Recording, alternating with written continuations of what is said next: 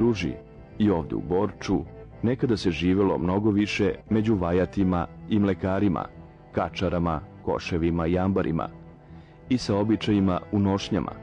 dok se pesma raznosila do iznad krša i preko otkosa i snopova niz prostranu Gružu.